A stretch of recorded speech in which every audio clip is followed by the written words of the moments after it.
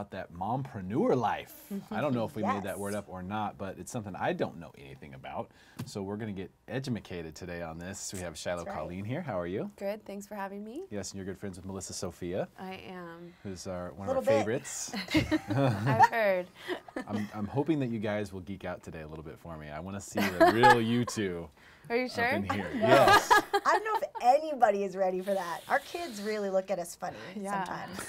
And I'm like, you know, you guys are this close to developing all of these exact same characteristics. Yeah, so they're on their way. out.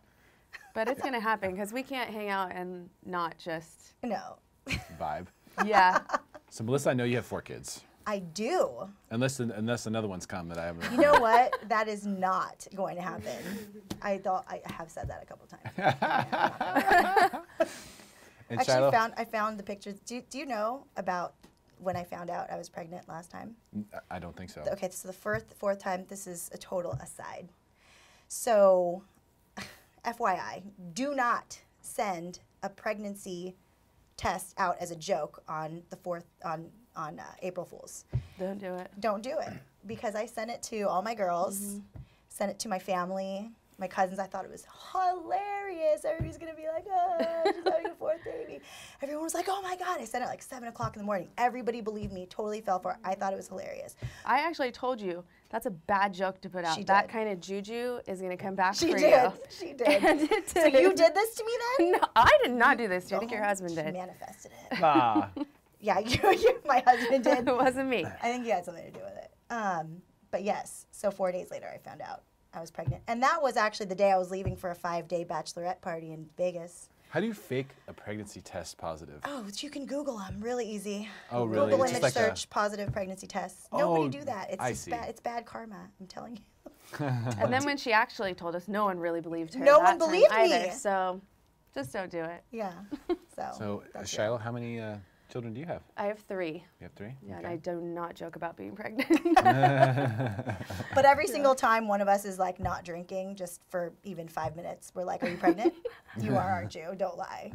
Drink right now. Here's a shot. That's true. I've actually been pinned in a bathroom by one of our friends. Like, if you're not pregnant, chug this wine. Yeah. And Prove it's it like, to me. fine, okay, I'm pregnant. I haven't even told my husband, but okay.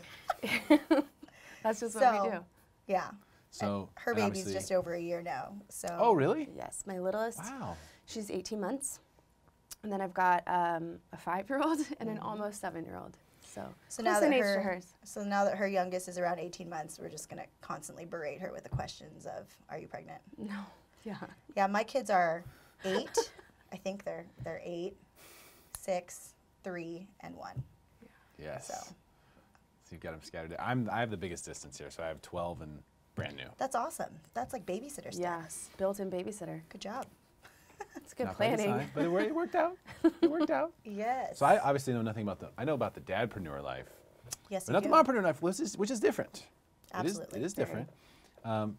Melissa, you are a real estate broker. I You am. have successful real estate brokerage. Thank you. You have for a long time. Well, and this year, Derek, I achieved 40 top agents under 40 in San Diego. Did you? I did. That's awesome. So we got honored by the San Diego Union Tribune and SDAR. Damn, we just had a big award ceremony That's downtown. super cool. So, and then gold award for the top 3% of real estate agents in San Diego. Again, awesome. So yes, and I have 4 kids who I am the main child care provider for. I do have help. I'm very lucky to have help from my mother-in-law, and you know, it takes a village, really. But I'm the main child care provider, and that's what a mompreneur is. A mompreneur is someone who runs their business and is the main child care provider for their young children. Or responsible for figuring out Responsible. what to do with them, right? Absolutely. Yeah, because you gotta do something.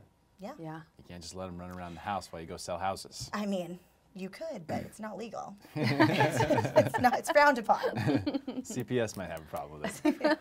CPS and neighbors. I mean. And Shiloh, you have a photography business. I do, yes.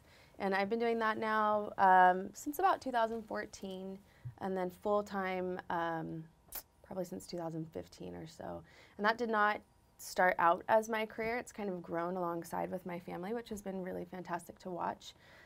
But it's nice that I have the flexibility to both do the mom gig during the day and drop off, pick up, sports, and all that good stuff, and then get to work and feel that creative side as well. And do you mostly, we've got your Instagram here pulled up, do you mostly do like wedding photos, or do you have like a niche? Yes, so I would consider myself a family photographer. I do weddings, but I don't do them often. My specialty would be family, kids. I do some maternity and newborn work. But working with kids and families and motherhood and really kind of getting to capture all of that is what really speaks to me. That's awesome. So Shiloh is like a child whisperer. I have no idea. If anyone has been around my children, I don't understand how she gets them to look in one direction, let alone like in a camera with a face that is not, you know, angry or crying. It's amazing. She has this ability to use humor and, I don't know, attract a kid's attention. It really is amazing. And it really helps that I have kids, and I get a lot of clients who will say, you know, my 2-year-old boy is really energetic, and like, I get that, I've got him. And like, my little girl is really shy or really clingy. Like, I understand all these things. So it helps that I have kids as well, and then I can come and just interact with your kid. I don't have expectations that your child is going to be one way, because I know every kid is different. I've seen, you know, all of our friends' kids who all have very different personalities, and I feel like that kind of gives me a leg up in working with children. That's the other thing, is our friend group. We have a little, we call ourselves a book club, but we read wine lists. We don't read any books. I actually have a legitimate book club, just, you know, I can read. But, which I actually missed I missed the book club meeting the other night. Sorry, girls. But this book club, it's an incredible tribe of women that we've gathered. They're all mothers. Our friend Emmy has 3 kids. Our friend Brandy has 2, and then Kyla has 2. So together we're like, I don't know, 18. We go for lunch. Crazy. It's almost gotten, 20. yeah, it's out of control. Wow. And they're all young. They are. Like 8 or 10 maybe. Yeah. Is the oldest, and then a lot of like 2 to 4-year-old ages. Children. So like, what are some of the secrets for this? Because I know there's a lot of moms out there who have these dreams. Absolutely. Or, well, you know, I mean, here we are in San Diego. The median home price is over $555 now. So what that means for us is a household has to make nearly $120,000 just to buy a home here. And so what you're finding that most families are having to have 2 incomes. And with people, you add childcare, the cost of childcare into that, and there's almost no way to sustain it unless mom is working from home.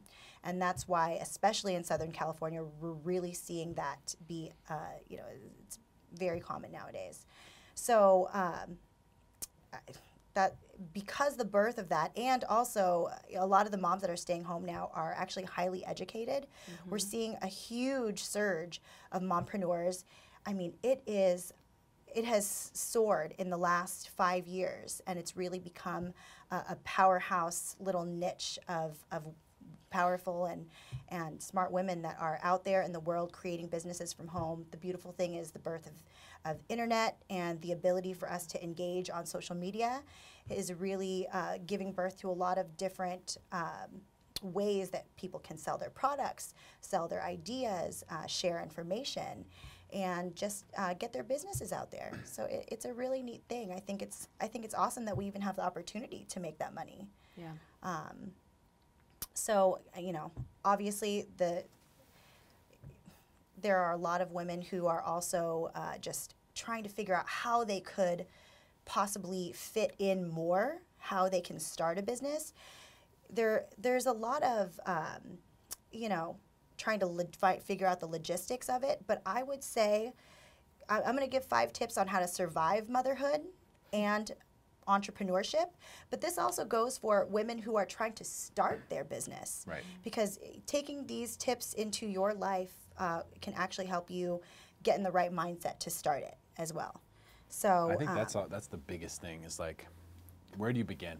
Right. Yeah. You know, because I know a lot of moms have ideas like, man, I would love to do this, or I'd love to open a little shop, or I'd love to have a business where I did this for people, Absolutely. or whatever it may And be. actually, Shiloh is a really great example of that. You went to college for, what was your degree? So I ended up getting my master's in marriage and family therapy, and when I was pregnant with my first, was working at an eating disorder treatment facility, and it was long days and coming home and bringing home work and just being really preoccupied with clients and being new to that career and trying to also get established in that profession. And it was just hard being gone all day and being newly married, having, you know, a baby coming to really separate those two worlds. I didn't know how to like come home and turn off that professional brain and then be mom, wife. And it just wasn't the right time for me to be in that season, and that's kind of how I transitioned over to photography. Slowly, it didn't all happen at once, but you know, it goes to show really, you know, there are a lot of us that have these sort of transferred skills that we can bring to, you know, an at-home business that still helps other people from educational backgrounds and whatnot. That maybe that's the tip, you know, baby steps. Like, Yes, don't think you have to go for from sure. here to, you know, Richard Branson status, you know, like right away. I mean, Yeah. if you Like, can, go you know, for it. Like, Well, right. take a baby step. What I really love, Yeah. though, is that she followed a passion, you know, and I think that's really important is a lot of people, they try to follow money, you know, and money is fleeting. Money comes and goes. And I feel like where you are authentic, where you're passionate, those are the things that can not only bring you money, but also bring you happiness. And ultimately, people mix up money and happiness, you know. Yeah. You can have money, but it's not necessarily going to make you happy. So think about it in a different way. Think about what makes you happy and go that route. And that's such a good starting place too, is finding out, you know, we go to school and we follow these, whatever, I followed psychology because it was the most interesting thing of everything on the list. But photography and art and creating stuff was what I actually wanted to do. And I did it as a hobby while I was in grad school as the downtime. That's cute. And then people started seeing my work and asking me to do pictures. And actually, Emmy was the one who was like, you need to like start a business out of this. And I didn't even think of it as a business opportunity. It was just a hobby and something that I really loved and a creative outlet. But I would say that's like the most important starting point, is finding something you're passionate about that doesn't feel like work, and roll with that. And baby steps are huge. I mean, don't rush it, enjoy it, and take it step by step without the pressure of saying, okay, I'm going to start this business on this date and expect to make this much money. When your focus gets on that, you kind of lose your passion about what you loved about that outlet in the first place. Absolutely. So, you know, and to launch right into the tips that I have for mompreneurs, the first step, I believe, is to take control of your mindset. And that has a lot to do with what we were talking about. Mindset is, you have to take ownership of the inner conversation that's going on in your mind. There's so much support that we as mothers and as entrepreneurs need from the outside world. Start with yourself. Don't be the first person that's going to take you down. You know, you have to stay motivated and you have to stay focused. And one really great way that I would suggest that you try to do that is to start with writing down your goals. You know, you can think of them, but when you write something down, something changes in your brain. You know, you write it, you read it. It's important for us as women and as working women to write down both our family goals and our business goals. And because, you know, our lives are intertwined. It is a dual role, absolutely. So when you write down those goals and then you write down your why, that helps you create a mindset for yourself. So when you get down and when things are hard, you can go back to why you're doing this. You know, what are my goals and why am I trying to achieve them? You know, what's going to result from when I achieve these goals? I am trying to create this business because I want more financial freedom so that we can go on vacations, because I want to create million-dollar moments with my family. I want them to remember these moments for the rest of their lives. Okay, great. So every time you read that and you know you're having a hard day, or you're just like, I don't know if I should be doing this, I think I'm just going to quit. You know, wait, no, I need financial freedom because I want to create these moments for my family. So that, I think, is the first step in organizing a good mindset for you. Is that something that you understand the why? Yeah, understand the why. Absolutely. Yeah. And you know, goal setting. I think you know, people consider that to be like a very businessy thing. You know, but that it is something that we should all do for ourselves, just in general. So know what you're fighting for. Yeah, exactly. And the steps to get there, and that's what the goals will do to kind of help you be Right. accountable and also stay on track. And then I also feel like as you meet these goals, it kind of builds up that self-esteem to propel you to take on more and do a little bit more and move forward.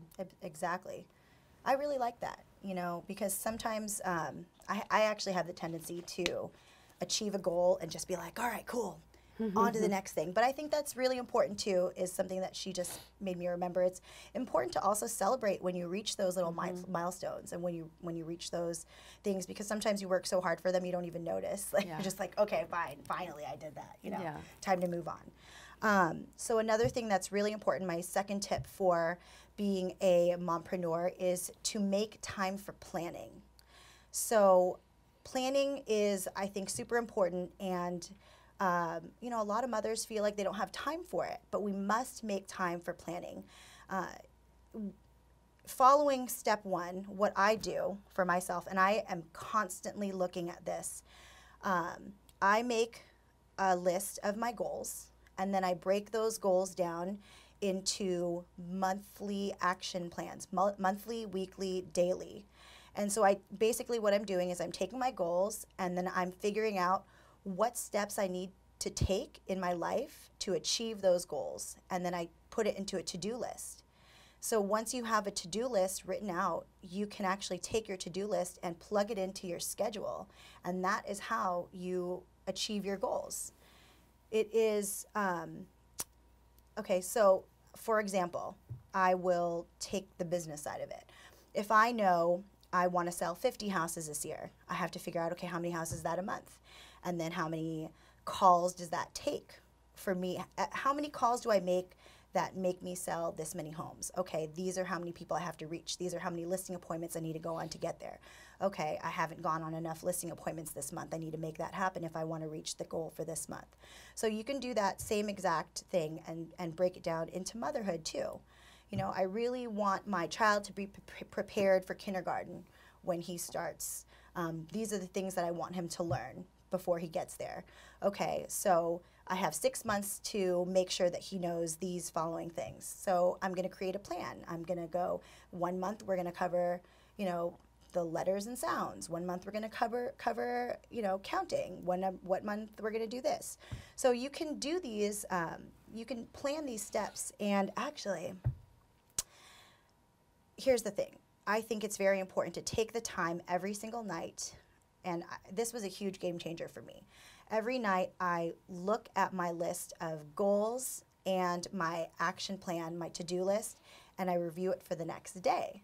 So that night I can make any adjustments. I highlight my top 3 things that I have to accomplish. So, you know, your day gets away from you, you're a mother. But if I accomplish those 3 things, I know that I have done my job for that day. And, you know, if you do that, if you take those 5 minutes to look at your goals and your to-do list and your action plan, your schedule for the next day, then you're prepared. You hit the ground running the next day. And in the morning, I'm just going. I don't even have to think about it. People are like, how do you not stress out? You have so many things to do. Well, I just follow my schedule. It's super simple. You know, my kids are asleep at night. I plug everything into my schedule. The next day, I just follow what I have planned for myself, and that's it. You've broken it down to micro tasks. I've broken it down. Instead of saying, okay, well, I want to sell 50 homes. How am I going to sell 50 homes? You said, okay, break it down to how many calls I need to make per day. Absolutely. So that you can have those micro goals. Absolutely. To get across, and you know you're sort of, because you've broken that down, you get that sense of accomplishment on a shorter term basis. Exactly. Which kind of keeps your momentum. Exactly. And when, you know, it's hard to look at a huge goal and to say, I'm gonna accomplish that. You know, but it's easy to say, okay, I'm going to contact 5 of my past clients and ask them for a referral today. You know, I'm going to, you know, I'm going to make a play date with my friend's daughter because she wanted to get together with this kid. You know, you can accomplish these things just by making yourself aware of how to do them, because at the end of the day, it can get away from you, and you're like, oh, I wish I did this, and I wish I did that. If you had it in your schedule, it'd be done. So is that part of taking control of your mindset? That is actually part of planning. So that's a second. That's the second one. Second tip is planning. Yes. Okay. So take your goals and then put them into a plan. Break down your goals into like a daily plan almost. Exactly. So, okay, so the third thing, this is actually, Shiloh's really good at this. I believe as a mompreneur, one thing you really have to do is be efficient. And when I say be efficient, it means take advantage of all of the different tools that we have. This one is like an Amazon genius. Or addict, I don't know. It depends who you're asking. But I mean, you know, her online shopping skills, her ability to find something. I hope my husband appreciates that. Jared, don't watch this. Going to the store takes a lot of time. It does. It does. Yeah. And then you get distracted, you know, and then your kid has to pee, and then the other one drops their toy, and it's like a disaster. I mean, if I can order household items or toiletries at midnight, and I don't have to go to the store for even 30 minutes, which is really like 45 when you have to take your kids with you. That's 45 minutes that I could have been working, which equates to income or marketing or communicating or emails or time with your children when we're trying to balance it all. So trying to find shortcuts like that are really helpful for me to be able to fit all of the other stuff in that are priority. Exactly. Do you guys like the food delivery services? Oh, it's all about food delivery services. I haven't gotten that far yet because I make grocery like delivery 4 different services dinners a day. One of I mean, our like friends, Grubhub, like, you know. Oh, yeah. What's the other one? Postmates, Uber Eats. right? We've tried them all. Yeah. Okay. Yeah. I mean, And a lot of your local places will deliver to you too. That's if you true. Just make yourself aware. Actually, yeah.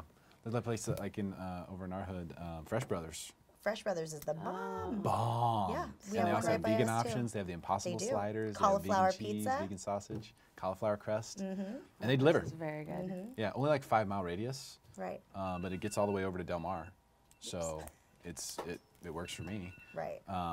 But yeah, you're right. There are a lot of like deliveries. So like if you're in one of those situations, because cooking and like doing dinner and then the cleanup and all that stuff can really, you want to do it, you know, you don't want to always eat out, but it maybe it's part of your schedule, right? Like building your schedule, breaking it down, and your planning is, hey, 2 nights a week I'm going to do it this way because that's going to save me an hour, and I'm going to work on my website or posting stuff or whatever. And that's something mompreneurs, we need to let go of the guilt.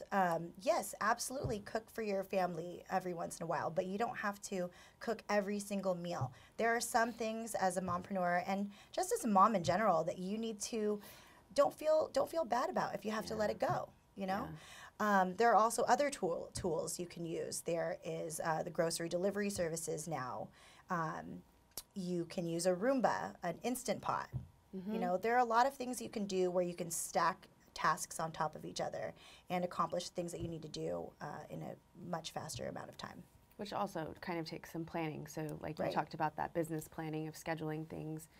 And I kind of do the same thing with my family. I know what days my kids have events, where my time blocks are open for work in those days, and then what days we're just going to have to grab food on the way home, and what days work's going to start later and I'm going to cook and clean and spend time with everybody. So you actually block out those things for yourself? Yeah, I can. I mean, I'm visual, so I've got like calendar on my desk, calendar on my wall. It's kind of ridiculous. Do you use Google Calendar? I don't. What do you use? Just paper, pencil. Wow. And some people do that. That's me. No, I know. I actually know a lot of. She I'm said, like, wow. Wow. There was so much judgment in that. I know. I can't. I'm leaving. That was hysterical. Let's get some shout outs here. We are live right now on Facebook. Get a shout. What's up, Bex? Happy birthday, Bex. Happy birthday. Stephanie Anderson, what's up?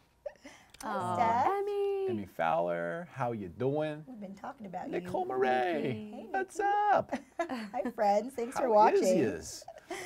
So, she said, wow.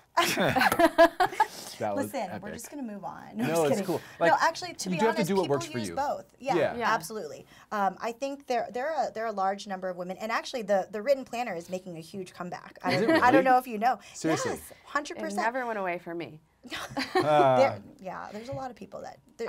I'm like the OCD. Are you millennial? I She don't know. is. She doesn't admit she is, but she is. She is? Yeah, Okay. she totally is. You're like an old soul millennial like me. I'm like a geriatric millennial, I think. I'm like on the very, right? I don't know. Is that a thing? I mean, I am I guess too. I You should. guys are. I We should both are. use Google Calendars if I was a millennial. I drive in the but- right lane, 55 miles an hour. Oh my gosh, you guys. It's sadness. I don't know if I think I should scoot my chair over a little. I'm too afraid I'll miss something in my phone, or like a Google event will go off on my phone. I didn't even put in my phone. That's still so weird to me. So I actually know need of to a lot see. of people. I know a lot of people who use both a written calendar and a digital calendar, and there actually is this thing called the Passion Planner that I was turned on to by my friend Teresa Minalong and Jackie Carrion, and it's really incredible. It actually incorporates what I'm talking about. It has a place where you can write goals and different things that you want to change about your mindset, and there's stickers. It kind of brings back like the Lisa Frank days. So it's really neat. we're millennials. We don't even know who that is. Wow. Just kidding. That was a big one that time. Oh my gosh. So we have, I'm just going to recap real quick. Yeah. So we have number one on these tips for mompreneurs, take control of your mindset. Yes. Really important to say okay, hey, I'm going to make this happen. And when you plan, and planning number two, break things down into like daily goals, smaller goals, micro goals, so you can get momentum going. Absolutely. And you can see what do I need to do in a small term basis. That way, if you do get behind, you're not behind much. You can catch up really easily and whatnot. And then efficiency, use tech, food delivery, anything, whatever works for you to be efficient in what you're doing, and make use of those efficiencies. Yes. When you gain 45 minutes to an hour, take advantage of that. Absolutely. It's very easy to sort of veg out for that time, and sometimes you're going to need to do that. Right. But if you really want to make progress, you're going to have to take advantage of those times when you have a down moment to go, okay, I'm going to make some progress here. That's correct. Okay. So the next thing I want to turn you guys on to is to really learn how to flip the switch. As a mompreneur, you are moving from your business mind to your mom mind back and forth. And that can be difficult for some people. But what I will encourage you to do is to set boundaries for yourself so that you can make that a little bit easier. If I took every single text that came through my phone, the second that it came through, I would never be able to get through either a mom activity or a work activity. So I set times for myself. Okay, so before I start getting the kids ready for school, I address, texts or calls that have come in. Okay, then I have this hour set aside to get them ready, do breakfast, get out the door, on to school. They're out, they're in school, and then I'm back to addressing the things that I need to do. So I actually have that incorporated into my schedule, and I am pretty strict about it for myself. You have to be. Yeah. So I don't know about you, but I'm sure the calls and the texts are like endless. The emails are endless. Yeah. You could get really caught up. So and for the emails too, and at least in my business, if I don't get back to somebody right away, they've probably already emailed 5 other photographers, and if someone gets back sooner, they're more likely to go with them. So I do feel like my emails are time sensitive. I need to be in communication with clients and get back to people in a timely manner. But I mean, you're right. I would be on my phone all day, and then as a mom, you feel guilty. You're looking at your phone all day. Your kid's asking you questions, and you're like, one more email, So setting those boundaries and allowing time, you can get to it, turn it off, come back to it. But yeah, I think I do a morning chunk email, and then an evening chunk email, and then in between there, 10 hours is fine. Maybe you'll use technology too, if you have a certain contact form that's sending you emails or whatever, have it make a certain sound when you receive that email. I love that. Or text. That's really great. You're that's texting a great tip. a certain number, like a Google Voice number that's forwarding to your phone, and you have it make a separate noise, so oh, that's a lead from my website, or that's one that I need to actually jump on real quick and just respond. Yeah. Maybe not spend a whole bunch of time on it or whatever, but just to get that immediate personal response out. Right. Absolutely. So that they don't go shopping around. Right. And they do make a lot of services now with automated emails and stuff that you can kind of send, depending on your business, at least in mine, new inquiries through a lot of automated responses that you can still customize and whatnot, but saves you the time back and forth obviously, since I still use a pencil on my calendar, I don't use those services. Wow. But they seem very helpful. No, absolutely. There are a lot of things that you can look into, and all of the different industries have little things like that. Tools. And you know, another quick tip is, and I face this all the time, trying to keep our kids busy at home when they're home, to get a little bit of time, carve out a little bit of time to address our work. Because, you know, obviously they go to school, but they come home and they are on you. Well, I have a friend, Stephanie Anderson, who's commenting here. And you can find her at MS Stephanie Anderson on Facebook. She gives these incredible tips and lessons. She shows you how you can set up creative play for your kids to keep them off screens and to keep them busy and out of your hair. Yeah. She actually did a really cool one the other day on how not to like lose your temper with your kids. I was like, can I watch this like 100 times? Okay, great.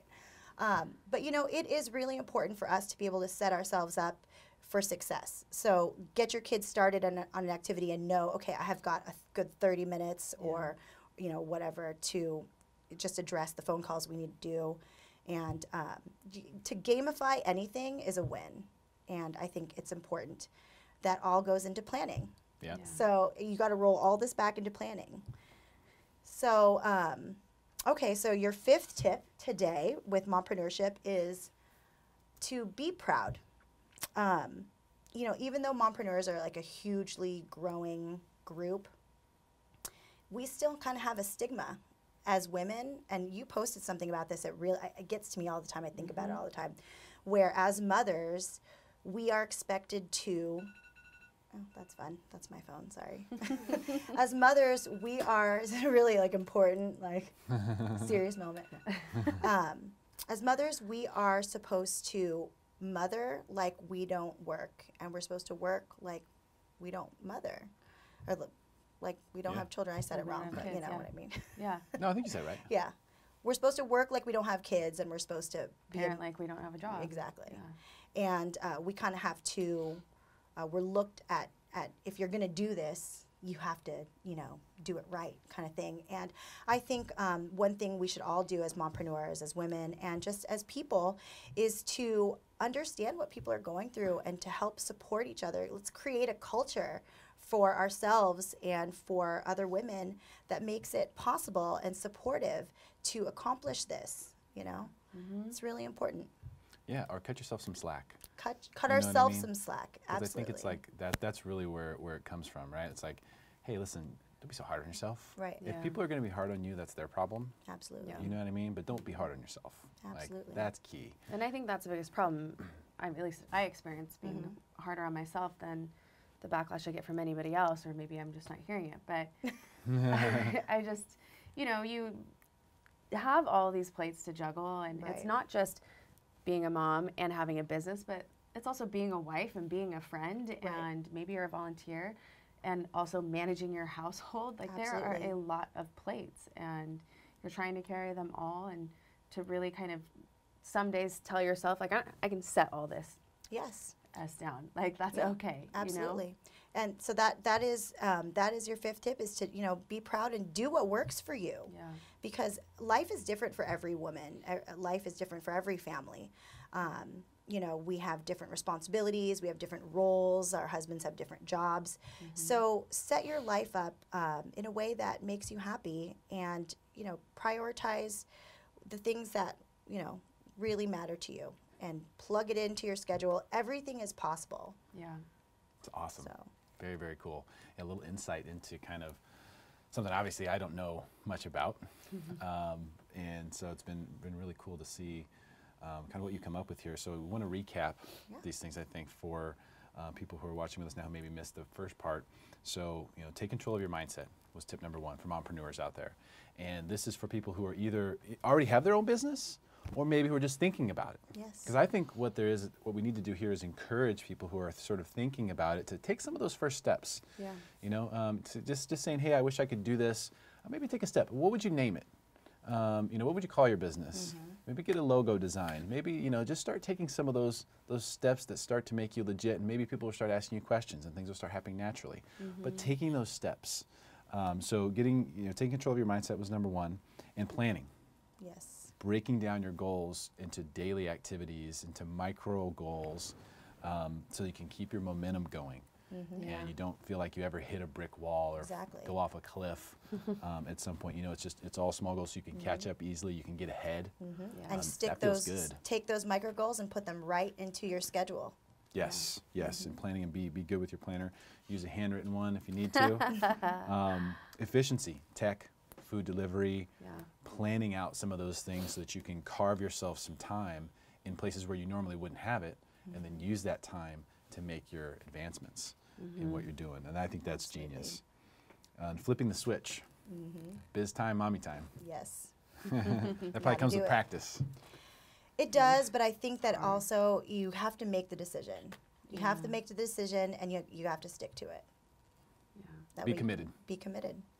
And just know that every day is going to look so different. Right. There are days where I feel like I am like business and we are doing this today and I've got a lot of work, and there are days where I just know that my kids are so needy today, I'm not going to get to emails, or I'm not going to get to edit, and like the guilt of all of it being on both sides. You just got to say, like, I can't do it, you know? Let it go. Don't be so hard on yourself. Yeah, absolutely. Tip number 5, be proud of yourself. Yeah. You know, because it's okay if you have to spend that time being mommy. Exactly. That's okay. That's part of your job too. That's right. Yeah. Work-life balance as a mompreneur is something we all strive for, but it is, you know, it's in general, it's a fairy tale, you know?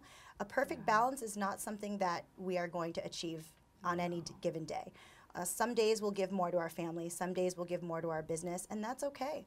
Tomorrow's another day, and you can take and give to the other side that was a little off balance. Yeah, you can balance it out. Exactly. This is awesome, and I want to encourage, you know, if you're a mompreneur right now, or if you want to be, you know, and you have an idea, go for it. Yes. Like, don't hold back because you think you're going to disappoint someone else or something like that. It's okay to take time for yourself. It's okay to follow your dreams and your passion. And that's really, I think, was the big first thing that we discussed, was follow your passion. The money will come, the clients will come, the business will form, but follow your passion, do things that you really enjoy. And when you're helping people doing stuff like that, it's almost certain that if you give it enough time, that it'll work. Yes. And that's really what it's all about, being committed, again, to that. So thank you guys so much for coming in today and sharing this with us. I would have never thought of this as a topic, and it's actually a really good one, and I'm glad that we're able to push it out there and hopefully encourage some people out there. Take those steps. Take the tips and apply them. Become the best mompreneur that you can, and share this video so we can make your friends smarter than everyone else as well. Thanks for tuning in.